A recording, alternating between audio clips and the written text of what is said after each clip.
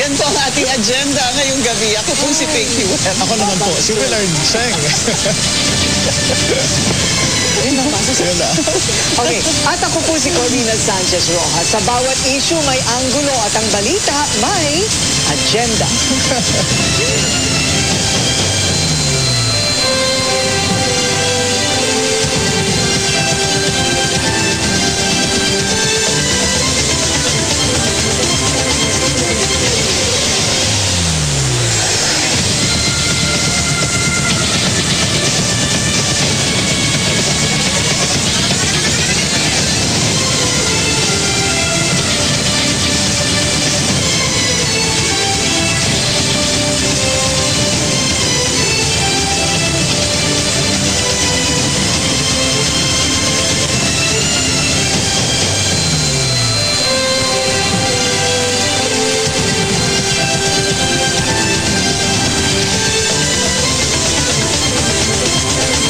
When the nation demanded answers, we delivered with power, precision, and prestige.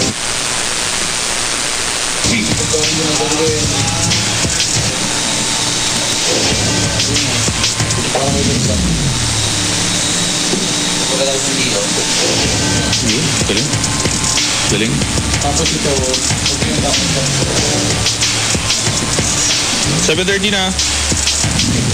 Game. Ano bang wala pa, pre? Shit. Sino nag-edit? Follow mo nga.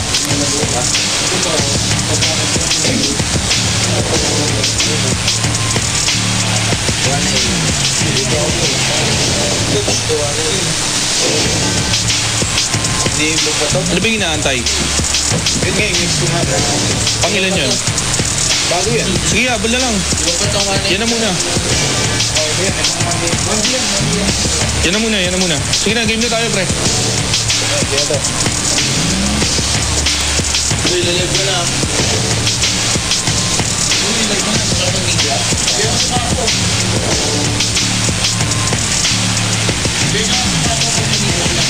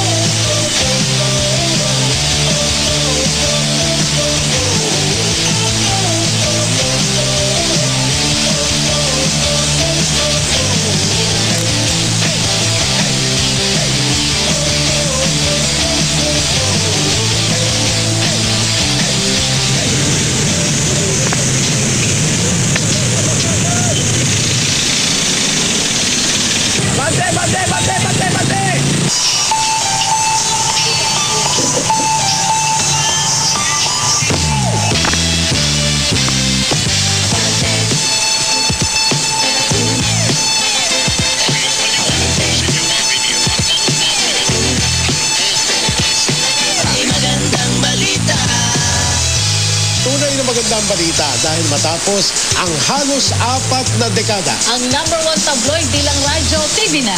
Kaya kami pa rin Ang magiging una sa balita. Hindi lang basta balita. Entertainment! Para kumpleto, Ricardos, dala namin ang mga balitang sports. Abante ang best. Balita. Sports to. Abante ang best. Una sa balita. Entertainment. Sports to.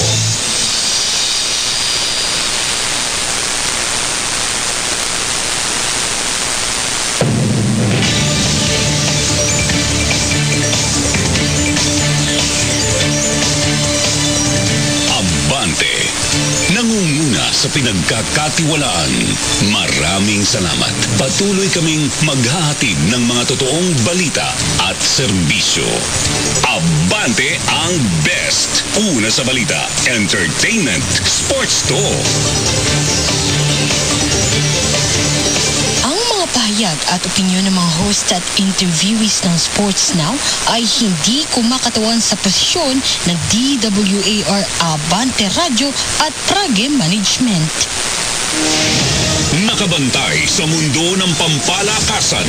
Hitik sa mga exclusive sports balita na dito nyo lang unang malalaman. Dito lang yan sa Sports Now.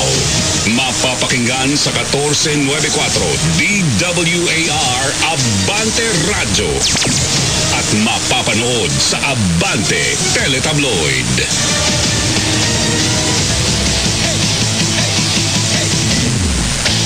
what is up, Sports Now? Another sports, another day.